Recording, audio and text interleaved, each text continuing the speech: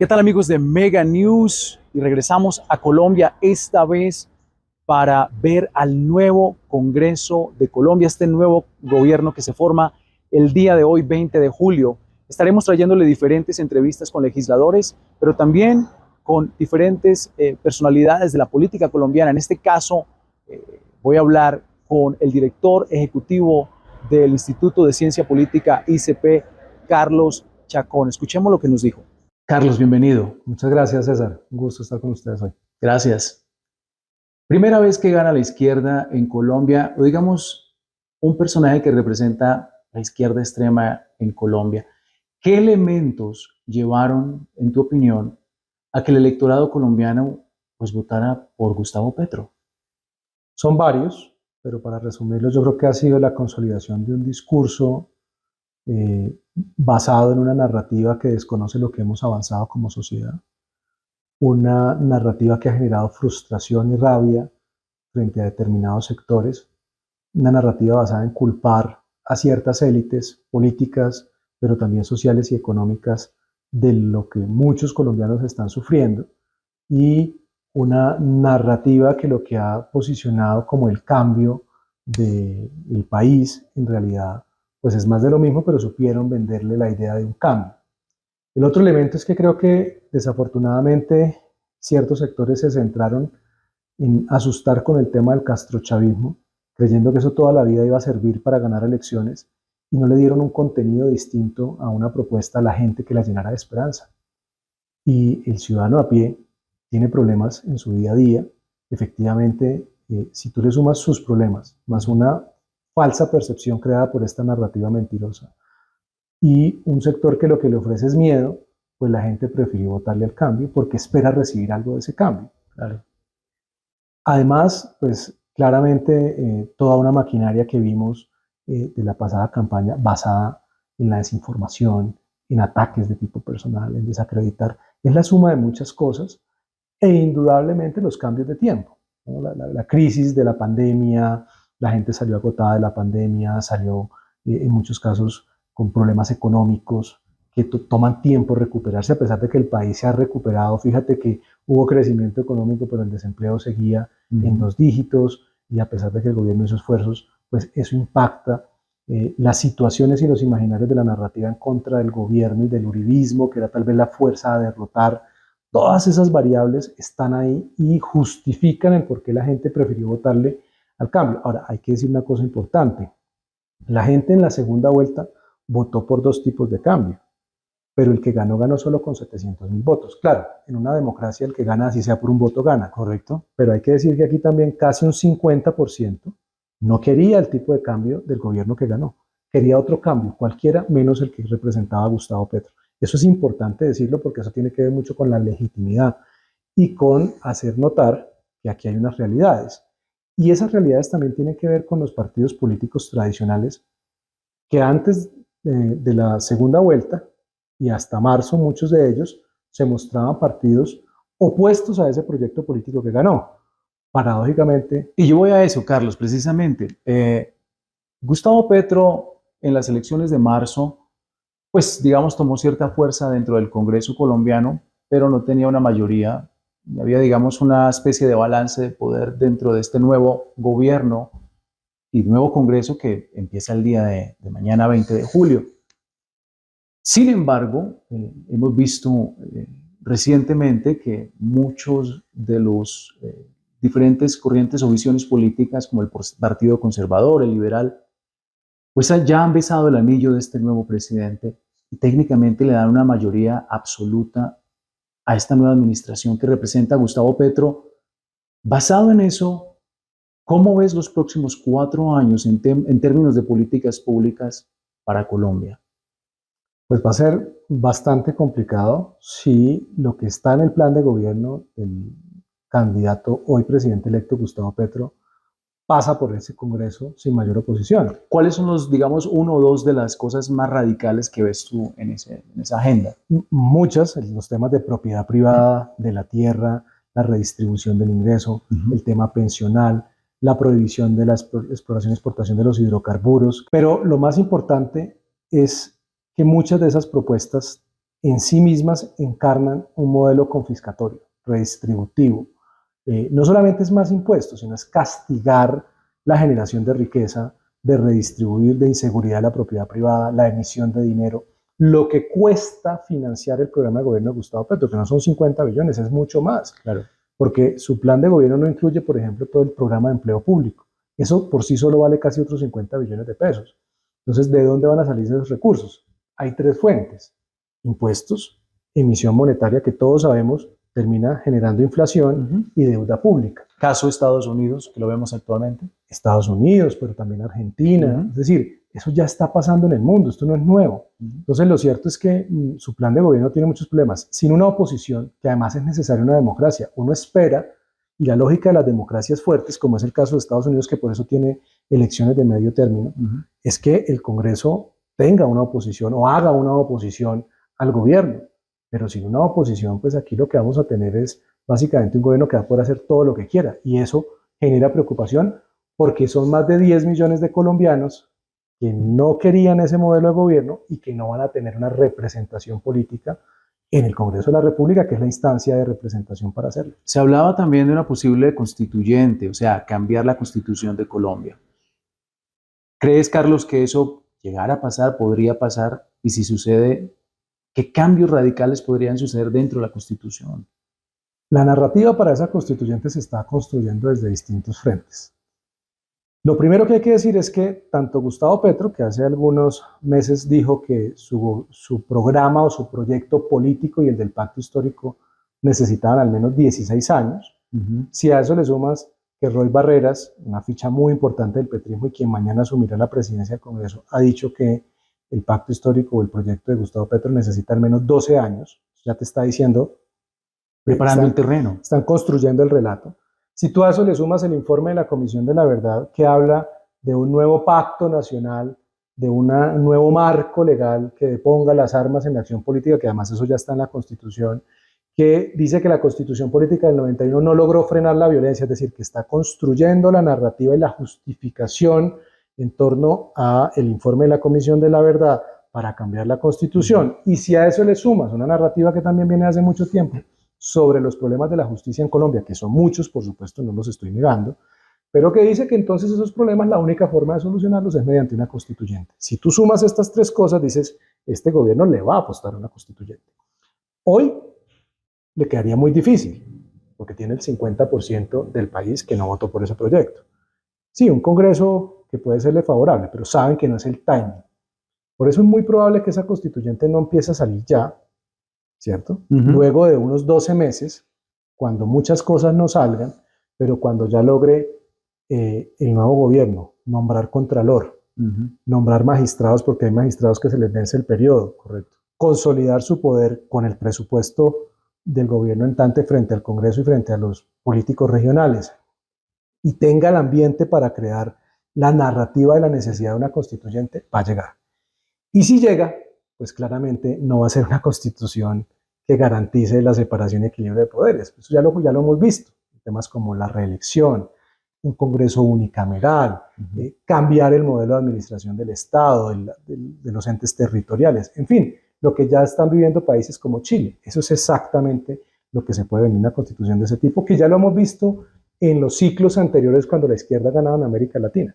Las constituciones no solo progresistas, sino abiertamente socialistas, que buscan romper las libertades económicas, la propiedad privada, cambiar el modelo económico. Un gobierno más grande y controlador, básicamente. Concentrar poder, exacto, y retenerlo.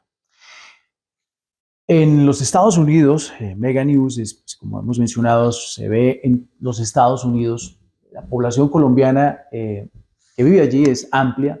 En el estado de la Florida viven cerca de 1.100.000 colombianos. Y obviamente ese colombiano votó mayoritariamente en esta segunda vuelta por la derecha, ¿no? El votante que salió a votar colombiano, por una visión diferente a la de Petro. Colombia es un eje importante en lo que es la geopolítica regional, especialmente la relación con Estados Unidos durante varias décadas. Recordemos el Plan Colombia, donde ha invertido más de 10.000 millones de dólares los Estados Unidos en ese proyecto. ¿Cómo ves la situación geopolítica de Colombia con esta nueva administración, teniendo en cuenta que Gustavo Petro pues básicamente ya le ha hecho guiños y saludos a Maduro más que al reconocido presidente interino Juan Guaidó. O sea, de alguna manera lo legitima y lo fortalece. Entonces, ¿cómo ves esa geopolítica de Colombia a Estados Unidos, pero a la vez con esa relación que quizás se empiece a crear o a fortalecer entre, no hablemos del pueblo venezolano, pero hablemos entre Gustavo Petro, Maduro, una posible Rusia, China, Irán, estos países que son abiertamente enemigos de los Estados Unidos? ¿Cómo ves ese juego de Colombia-Estados Unidos en este nuevo gobierno? La guerra de Rusia en Ucrania puso en evidencia algo que ya estaba pasando en América Latina hace mucho rato, y es la consolidación de los regímenes autoritarios y su articulación para confrontar el orden internacional y a las democracias liberales, o al concepto que tenemos nosotros de democracias liberales. No quiero decir occidentales, porque en el sudeste asiático también hay democracias fuertes, pero el proyecto autoritario, que es muy parecido a los proyectos populistas latinoamericanos, proyectos autoritarios como Rusia, China, Irán, tiene su hermanito menor en América Latina, con regímenes como el de Venezuela, como el de Nicaragua, como el de Cuba, el de México, incluso el de Argentina con sus matices. Claramente un proyecto político de la naturaleza como el de Gustavo Petro tiene unos aliados que serían naturales a ese modelo, ¿sí? Porque su modelo es muy parecido en esencia, en su ADN, a esos regímenes autoritarios. Confrontar ese orden internacional permite muchas cosas, porque es que ese orden internacional está basado en unos valores que muchos ya no reconocen y que se ha sustentado la narrativa de desafiar a Estados Unidos, a la Unión Europea, la separación y equilibrio de poderes, porque ese modelo se basa en eso, tú lo dijiste, en un Estado más grande, en concentrar el poder. Y claramente en la coyuntura regional, reconocer a Nicolás Maduro, que lo que ha hecho es convertir a Venezuela en un Estado criminalizado, es poner tu gobierno legítimo, porque Gustavo Petro hoy en día es un presidente legítimo, al mismo nivel de un gobierno ilegítimo. Pero más allá de eso, la pregunta importante aquí es, ¿qué vamos a hacer luego de restablecer las relaciones en temas complejos como la seguridad en la frontera? ¿Vamos acaso a crear comandos conjuntos para patrullar conjuntamente la frontera? Es decir, vamos a equiparar unas fuerzas militares colombianas legítimas, legales, que no están involucradas en el negocio del narcotráfico, con unas fuerzas ilegítimas, criminalizadas, vinculadas al negocio del narcotráfico como las venezolanas. Nicolás Maduro, por ejemplo, tiene orden de captura en los Estados Unidos y una recompensa de $15 millones, ¿no? Para empezar por ese ángulo. Entonces, ¿qué va a pasar en la frontera? ¿Será acaso que vamos a volver la frontera una zona gris como las que países como Rusia e Irán han aprendido a crear cada uno en su vecindario para crear zonas de influencia? ¿Cuál va a ser el papel de Colombia frente a Rusia en medio de una guerra? Porque Gustavo Petro, recordemos lo que se demoró muchísimo en condenar la guerra en Ucrania, que además no solamente no la condenó en los términos que uno esperaría, sino llamó como a una solución las partes en conflicto, que aquí no estamos en unas partes en conflicto, un país que invadió otro sin ninguna justificación. Correcto. Claramente Colombia es una ficha geopolítica y la victoria de Gustavo Petro hace temer que Gustavo Petro se termine encajando en el grupo de estos regímenes autoritarios que les interesa tirar el muro de la democracia liberal para hacer avanzar el autoritarismo. Un poco complejo para el futuro de Colombia en ese aspecto, teniendo en cuenta que en los Estados Unidos los 435 escaños del Congreso se renuevan este año y muy probablemente los republicanos ganen el control de la Cámara, quizá del Senado, y según si los vientos de los demócratas, como van ahora, que los están llevando por el mal camino y la popularidad continúa así en 2 años, quizá una Casa Blanca republicana en 2 años más, y eso obviamente la relación con Estados Unidos y Colombia sería un poco compleja también. Carlos, me gustaría preguntarte, tu organización, la que tú representas, el ICP, en Estados Unidos hay un equivalente también que es la Iniciativa Libre, donde trabaja con la comunidad hispana, hablando de valores libertarios, conservadores, democráticos, fortalecer y empoderar al individuo. Ustedes están haciendo algo similar aquí en Colombia y creo que es la única organización que lo está haciendo, y primero de todo los felicito porque creo que es un reto muy grande, sobre todo en estos vientos políticos nuevos que hay en Colombia. ¿Cómo ustedes piensan poder conquistar, educar y llegarle a ese colombiano que piensa que Gustavo Petro o esa visión política es lo que mejor y lo que mejor le conviene a ellos y al país?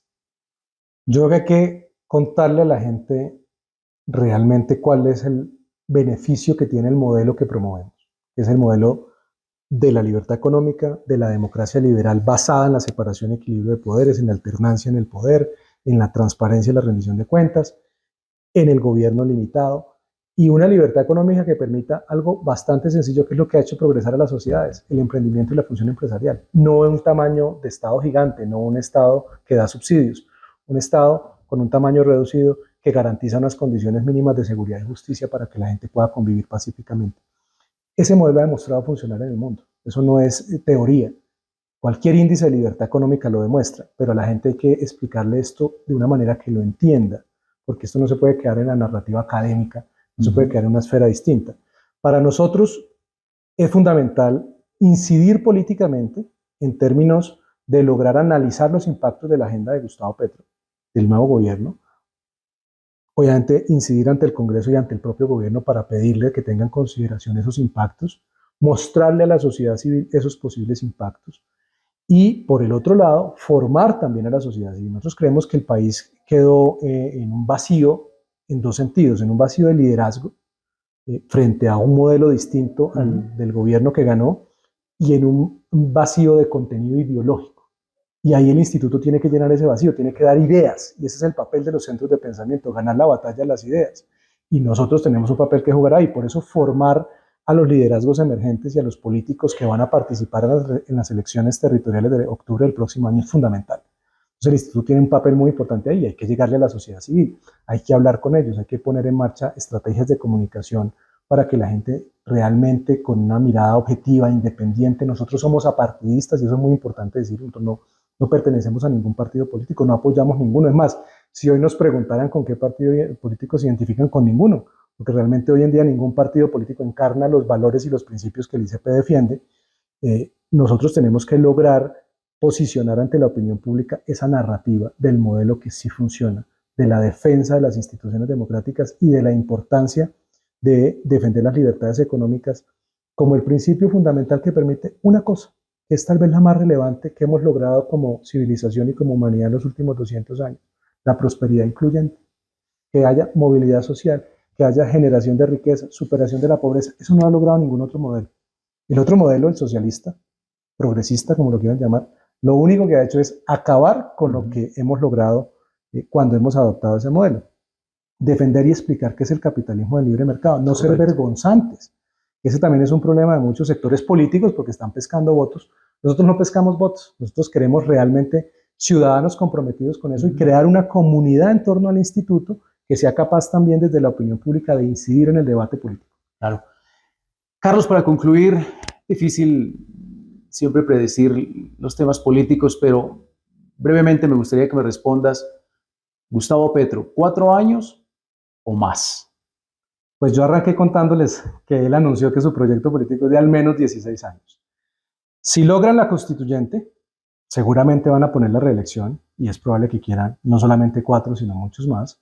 Si se logra crear una fuerza política que haga la suficiente oposición, si se logra que esa constituyente no llegue a feliz término, digamos, cambiando radicalmente el modelo democrático colombiano, pues va a parar. Pero la única forma es que no lo haga. La respuesta sí va a querer reelegirse mucho más de 4 años. La única forma para evitarlo es que logremos una sociedad civil comprometida en defender la democracia como la tenemos hoy en día, con un periodo, un mandato que garantiza la alternancia de poder cada 4 años, lo que también nos garantiza una estabilidad democrática. Muchas gracias, Carlos. César, muchísimas gracias a ustedes. Como ven, esta es una parte de esta conversación con el director ejecutivo del Instituto de Ciencia Política, Carlos Chacón. Para ver la entrevista completa, síganos en YouTube y regresamos al estudio contigo, Samuel, y traeremos más información el día de mañana.